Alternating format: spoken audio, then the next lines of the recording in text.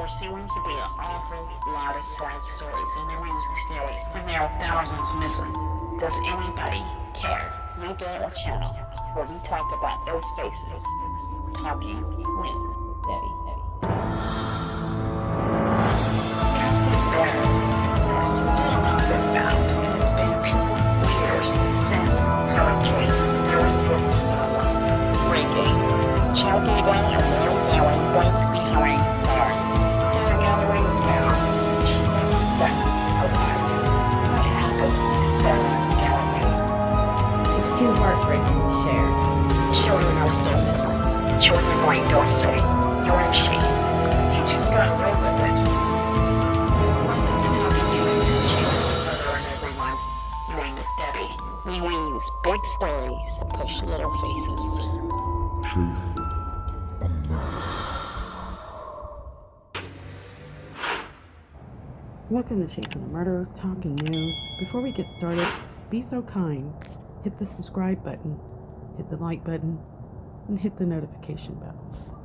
So it says that several of our viewers are not subscribed, and I know sometimes we forget.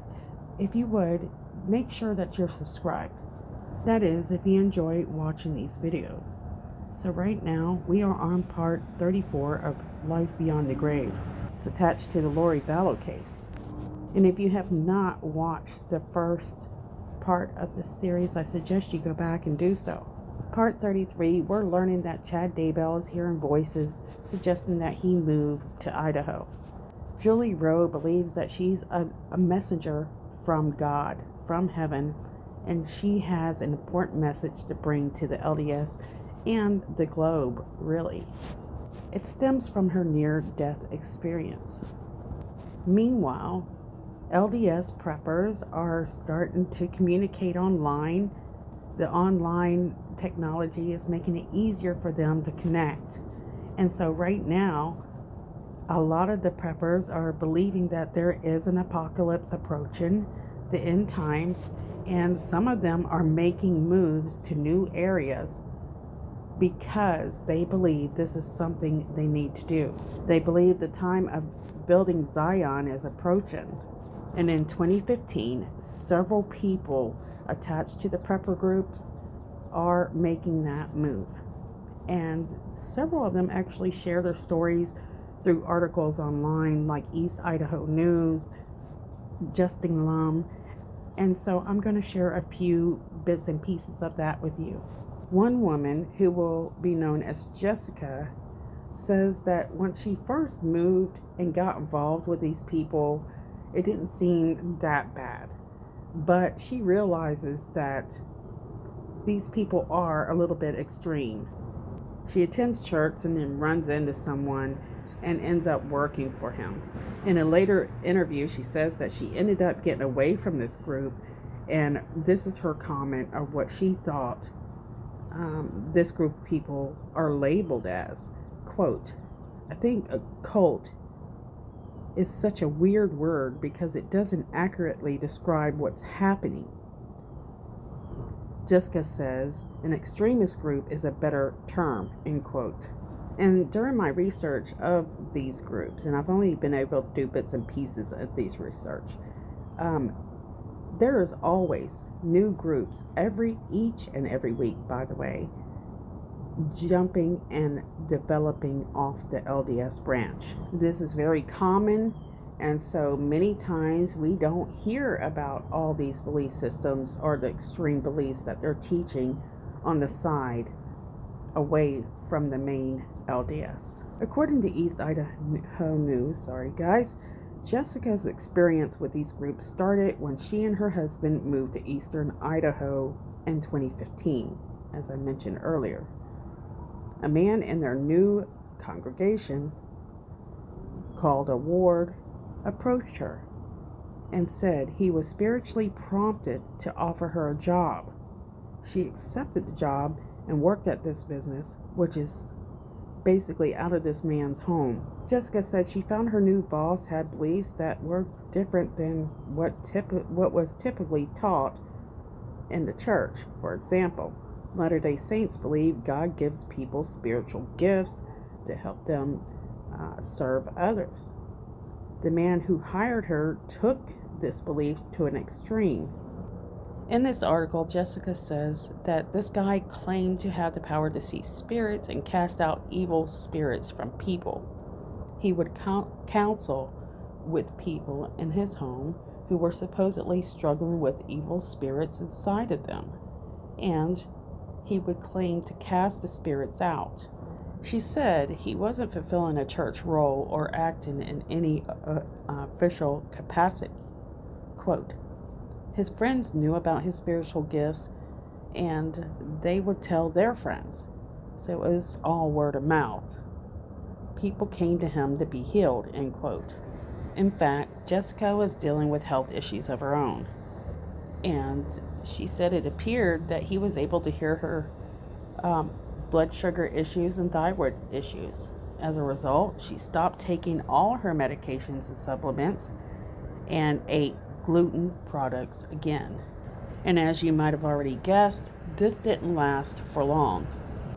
Jessica must have been there for years because they mentioned preparing the people. It says one area she bonded with her boss over was the emergency preparedness. So remember, preparing or preppers. Latter-day Saints are taught people should have the basic supply of food and water and some money in savings. She says without going in extremes so that they can support themselves and those around them in the case of a major disaster or troubled times. At some point, her employer gives her tickets to the Preparing the People conference in Rexburg on emergency preparation.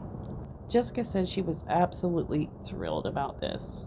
And before the conference, her employer introduced her to Chad Dabal, which is part of this story, this series. She says Chad, who was helping coordinate the gathering, and Julie Rowe, who was a speaker at the event. So at the beginning of the Preparing the People, which is going to be a few years from now, you're hearing from word of mouth from someone who was involved that Chad Dabal and Julie Rowe were the first ones to be over some of this gathering. They were some of the main speakers at the beginning, pushing the gathering. Again, guys, it's hard to tell the story in order unless you have years to put this together. So Jessica knew that Chad was Julie Rowe's book publisher. Both of them professed to have a close connection to the spirit world due to their near-death experiences. And they both claimed to have spiritual experiences that offered them a glimpse into what they believed was the future. They predicted a foreign invasion of the United States, plagues, and massive economic collapse. Jessica mentions that Chad and Julie Rowe's books were popular among some Latter-day Saints and among some groups. She said that Chad and Julie Rowe were idolized. She recalls that Rexburg Tabernacle was packed with people on the day of the conference. And at this conference, the big thing that Jessica takes away is the fact that Yukon North, there was going to be the city of light or the city of refuge for the saints to gather and to be protected as the calamities come and things begin to fall. You can read this entire article in detail at East Idaho News, but I'm going to skip through a lot of it. Jessica said that she and her husband took these end times and the predictions very seriously. They even cashed out their retirement to buy 2 large canvas tents and invest in a year's supply of food. But it wasn't just food and water that they were buying. They were buying charcoal, fuel, a wide variety of survival gear. She estimates that they spent around $15,000 to $20,000 on emergency preparation supplies. As time goes on, Jessica admits the stress became constant, in fact, a constant companion at her job, and she felt like she was approaching a mental breakdown. She approached her employer about this, and he actually advised her to go work with, remember when I told you about the networking, they're working within each other, to go up and speak with a counselor that deals with energy work. This energy worker, who did counseling sessions twice weekly, even had her boss help cast out evil spirits. So here you can hear where they're actually starting to cast out spirits before Lori Vallow comes into the picture. And Chad Dabal is a companion of Lori. But long story short, she says, though the counseling did help somewhat, she says in the end, she ended up leaving this group and just moving away from this belief system altogether. This involvement with this group shattered her life. Not only did she end up spending her savings on things that she most likely wouldn't need, but also ended up getting a divorce from her husband. She left her job and she starts seeing a licensed psychotherapist, not an energy worker, and starts talking to her friends and family. Jessica said she sat down and talked with an active LDS friend, and this friend said they were dumbfounded by what Jessica had told her. She said at that point her friend told her that she had been involved with a cult and none of this stuff was okay and that it was abuse, and Jessica said she didn't believe her. Jessica said it wasn't until later that she realized that she had become involved in something that was contrary to most Latter-day Saints experience or belief. I get so tongue twisted sometimes and I record live here, guys. No retakes, most cases. As Jessica starts to understand the reality and the reality of her life, she said she didn't know she had been in a cult. I just thought it was a super faithful member of the church. And remember that her boss claimed to be able to heal these people. She says it was much later that she found out that this wasn't true because she continued to have the same issues that this guy said that he could heal. Jessica said that she had started eating a lot of bread and that she had done a lot of damage to her body before she realized that this was not true, that she was not healed, and that this guy didn't have the ability to take these problems away, these diseases. And there are many, many more witnesses and testimonies who were tied to this group who later realized that maybe this group wasn't so great. In fact, East Idaho News has another story listed under Jessica's saying that she was also part of Chad's group for a period of time, and that also, well, her idea of Chad being popular was not as true, that he was not that popular at the time. But this also led to divorce between her and her husband because her husband believed a lot of what this group taught, so the extreme teachings like mortal probation. Her husband actually started taking another married woman to the temple seeking revelation from God. And her husband became convinced that he was living a higher spiritual law than all the other members of this LDS church. She goes by Amber and she says, quote, "There is a train of thought that they think that they are living a higher law and that they are better than everyone else, that they are living the way Jesus wants them to during the millennium.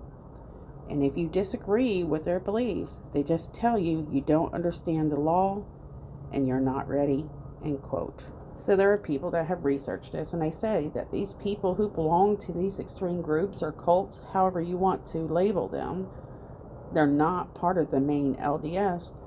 They are making up their own laws, their own understanding, and their own spiritual connections to the higher deities, which go over the main leaders of the LDS. And again, we see these things, they've been going on in smaller groups, but now the groups are growing and they're becoming more confident and it's spreading more like a plague. And this must be a problem for the leaders of that church.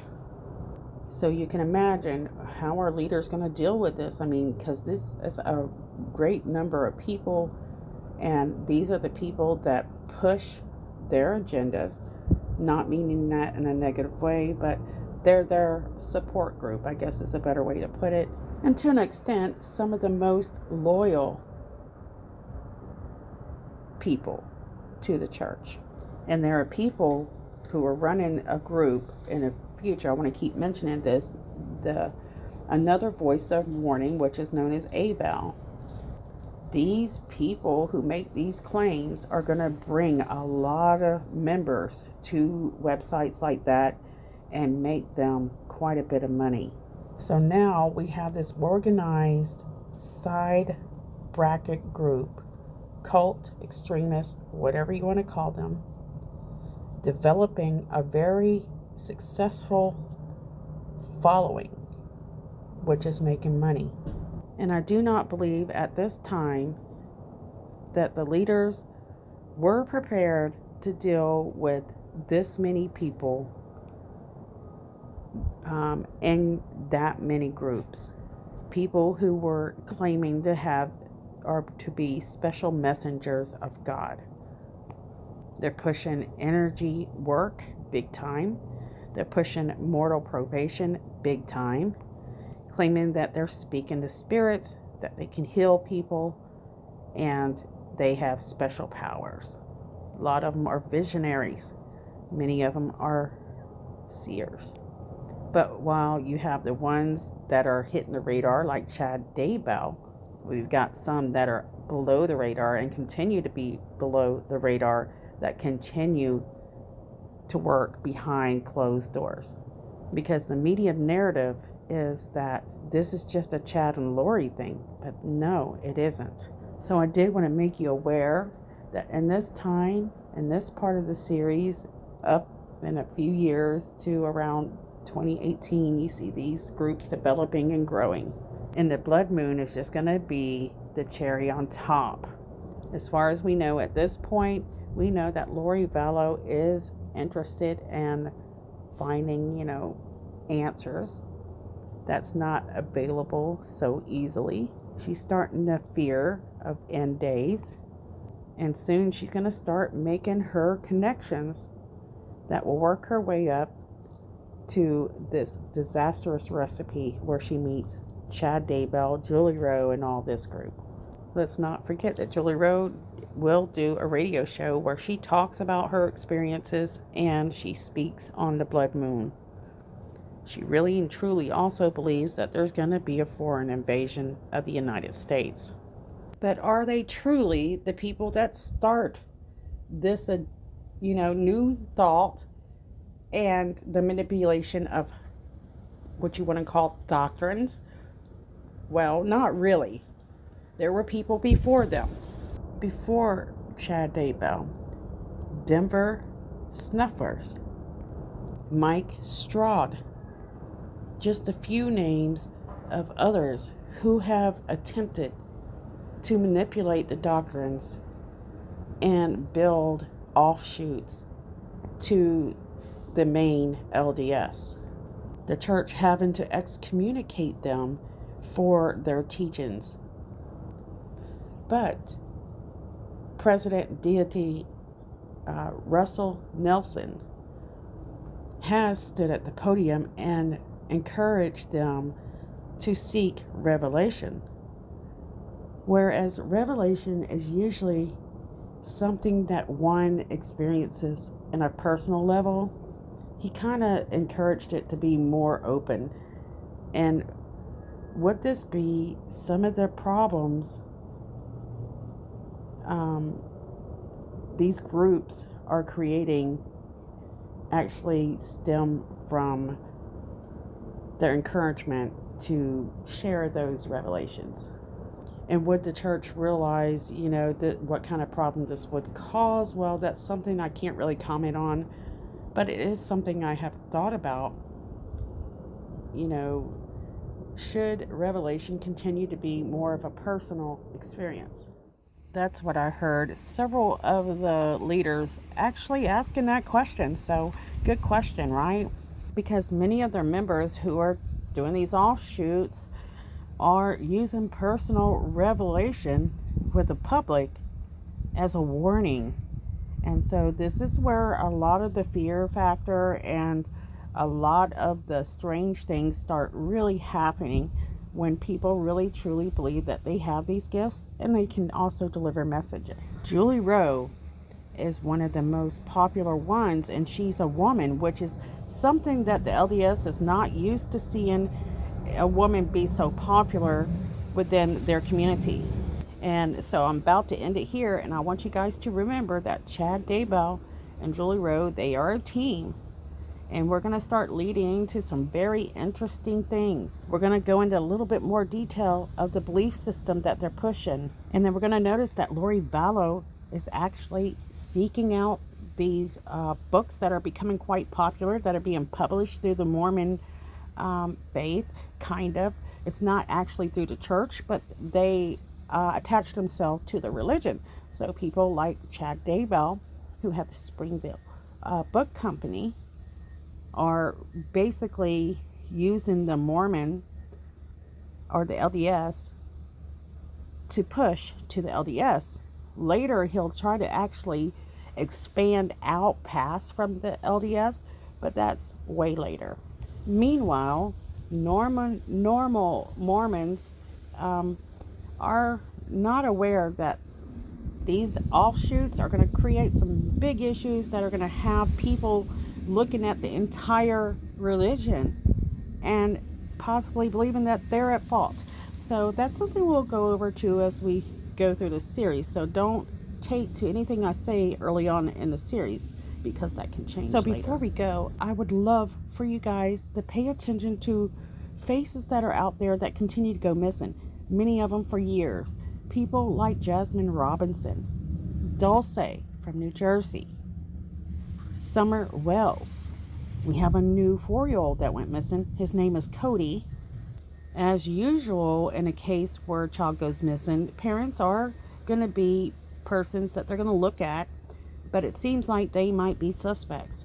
It breaks my heart to see that so many parents, this is what the children rely on for safety and guidance, and they're not able to do that in so many cases. The people that love them most are the ones hurting them. Suzanne Morphew. We know Barry Morphew has been arrested, then he bonded out, but it seems that his daughters are supporting him, which is strange. They still haven't found her. We have Aisha, the very old case, still hasn't been found, and there's so many more, guys. I know a lot of you guys are going through a lot. I want to send my hugs and prayers out to you and my blessings. Hang in there, guys. I love you guys, and I hope that you get through everything that you're going through. And let's not forget, please share these faces of these people who continue to go missing. We don't want their cases to go cold, and their loved ones don't want them to be forgotten. Dawnita is another missing face that I have on my intro that is still missing, and no one knows what happened to her. Look up the videos of the names I just mentioned, check them out, share them, and I love you guys, and I'll see you guys soon.